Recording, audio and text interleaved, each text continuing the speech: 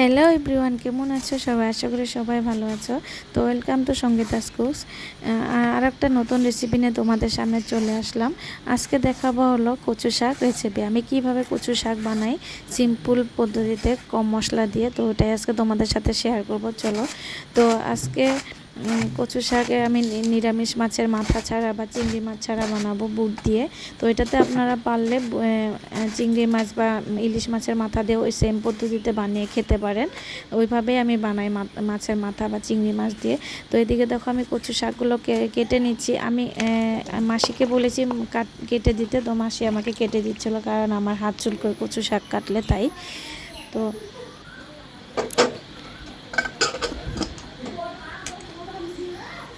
তো এদিকে আমার কাটা কমপ্লিট হয়ে গিয়েছে। তো এখানে কচু শাকগুলো ধুয়ে উঠিয়ে নিব। দেখো আমি হাত ইউজ করি না জলের মধ্যে, কারণ হাত চুলকোয় বলে। তো এদিকে দেখো আমি বুট ভিজিয়ে নিয়েছি। বুটগুলোকে আমি কুকারে দিয়ে, তো এদিকে আমি কি মশলা ইউজ করছি তোমাদেরকে দেখাচ্ছি। এদিকে আমি কাঁচা লঙ্কা নিয়ে নেব, গোটা হয়ে যায় 4-5 একটু আমাদের ঝাল খেতে পছন্দ করে, তাই একটু ঝাল দেবো। আপনারা চাইলে ঝাল কম দিতে পারেন। আর এদিকে এগুলো মশলাকে আমি আধা বাটা করে নেব মিক্সিতে দিয়ে। তো এদিকে কড়াই গরম বসিয়ে দিলাম। তো এদিকে দেখো, আর এদিকে আমি মশলা পেস্ট করে রেখে দিয়েছি। এদিকে আমার কড়াই গরম হয়ে গিয়েছে। শুকনো লঙ্কা যখন আমি দিয়ে দেব তেল, আর কিছু দিব না ফোড়নে।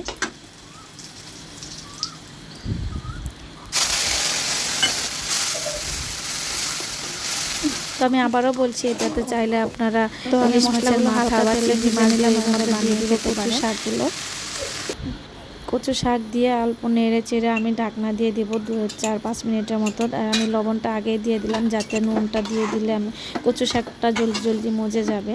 তো আমি তো এখানে কচু শাকটা ভাপিয়ে নিয়ে নাই। আপনারা পারলে এটাকে ভাপিয়ে নেবেন, যাতে ভাপিয়ে জলটা ফেলে দিবেন, তাহলে জল উঠবে না। তো আমি ভাপিয়ে নিতে ভুলে গিয়েছিলাম, তো আপনারা ভাপিয়ে নেবেন।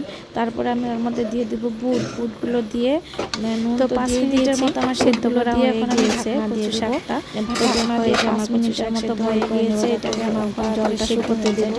যে অবধি জলটা না শুকোবে আমি এটাকে ভাজতেই থাকবো, নেড়ে চেড়েই থাকবো এটাকে। তো দেখো কত জল উঠেছে, কারণ আমি এটাকে ভাপাইনি বলে অনেক জল উঠেছে। আপনারা ভাপিয়ে জলটা ফেলে দেবেন।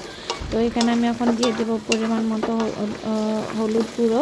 তারপরে এটাকে আমি যে অবধি জলটা না শুকাবে আমি এটাকে চেড়ে দেবো। দেখো লাড়তে লাড়তে 10-15 মিনিট লাড়াচাড়া করার পর তো আমার কচু শাকের জলটা শুকিয়ে গিয়েছে। আর কচু শাক যত ভাজবেন অত টেস্টি হবে, কড়াইতে লাগা করে। তো দেখো এদিকে আমার কচু শাক রেডি হয়ে গেছে। যখন ভাববেন কড়াইতে লেগে যাচ্ছে, তখন ভাববেন কচু শাক হয়ে গিয়েছে।